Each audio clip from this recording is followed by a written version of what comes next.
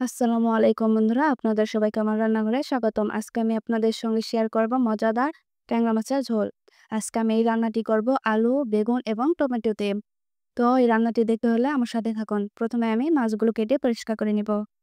দেখতে পাচ্ছেন বন্ধুরা, আমি সুন্দরবন মাছটা কেটে পরিষ্কার করে নিয়েছি। এখন আমি একটি কড়াই বসিয়ে দেবো চুলায়।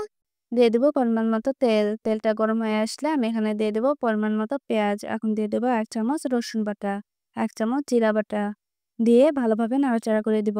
মশলাটা ভালোভাবে ভেজে নিয়ে এখানে আমি দিয়ে দেবো পানি। এখানে আমি পরিমাণ মতো পানি দিয়ে দেবো। পানিটা অ্যাড করে আমি মশলাটা ভালোভাবে নাড়াচাড়া করে দেব। দিয়ে এখানে বাকি মশলাটা এখন দিয়ে দেব। এখানে আমি এখন দিয়ে দেবো 1 চামচ হলুদ, 1/2 চামচ জিরার গুঁড়ো এবং 1/2 চামচ গরম মশলা, 1 চামচ গুঁড়া মরিচ এবং কয়েকটা কাঁচামরিচ কেটে আমি দিয়ে দেবো এখানে। সব উপকরণগুলো ভালোভাবে আমি নাড়াচাড়া করে নেব। এখানে এখন নাড়াচাড়া করে আমি দিয়ে দেব 1 চামচ পরিমাণ লবণ। লবণটা দিয়ে হালকা নাড়াচাড়া করে আমি ঢাকনা দিয়ে কষানোর জন্য রেখে দেব 5 মিনিট।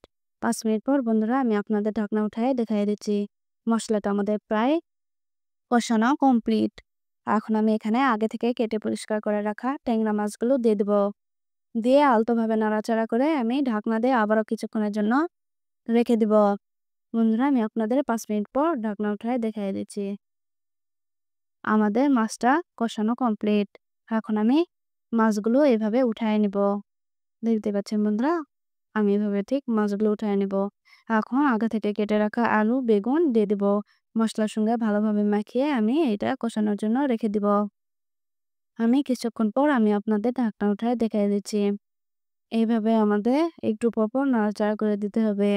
একটু কষায় নিয়ে এখানে আমরা এখন পানি অ্যাড করে দিব। আমি পরিমাণ মতো পানি দিয়ে দিব। পানিটা দিয়ে ভালোভাবে নাড়াচাড়া করব। নাড়াচাড়া করে কষানোর জন্য আমি ঢাকনা দিয়ে আবারও রেখে দিব। আমি আপনাদের 10 মিনিট পর ঢাকনা উঠায় দেখা দিচ্ছি। দেখতে পাচ্ছেন বন্ধুরা, পানিটা আমার একদম শুকায় আসছে। এখন আমি যতটা পরিমাণে ঝোল রাখবো ওই পরিমাণে পানি দিয়ে দিব। বন্ধুরা পানিটা অ্যাড করে বলক আসার জন্য আমি ঢাকনা দিয়ে আবারও রেখে দিব।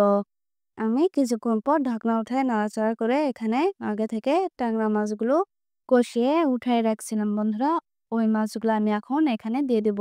দিয়ে আলতোভাবে নাড়াচাড়া করে দিতে হবে। এভাবে অল্প অল্প পানি দিয়ে কষিয়ে রান্না করলে এই মাছের ঝোলটি খেতে কিন্তু দারুণ লাগে। আপনারা বাসায় অবশ্যই একবার ট্রাই করবেন।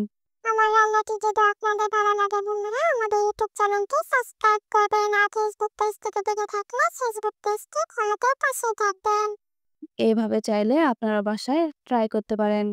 মুখে স্বাদ লেগে থাকবে একদম। আমাদের রান্না কমপ্লিট। এইটি আমাদের রান্নার ফাইনাল লুক। দেখতে পাচ্ছেন বন্ধুরা কতটা ইয়াম্মি হয়েছে। আমি এখন আপনাদের পরিবেশন করে দেখাই দিচ্ছি। এটা কতটা ইয়াম্মি এবং লোভনীয় হয়েছে। আপনারা চাইলে বাসায় একবার তৈরি করতে পারেন। বন্ধুরা আমার এই রান্নাটি যদি আপনাদের কাছে ভালো লাগে তাহলে বন্ধুরা সবাই একটি করে আমারে লাইক করে দিবেন এবং একটি করে শেয়ার করে দিবেন। সবাইকে অনেক অনেক ধন্যবাদ।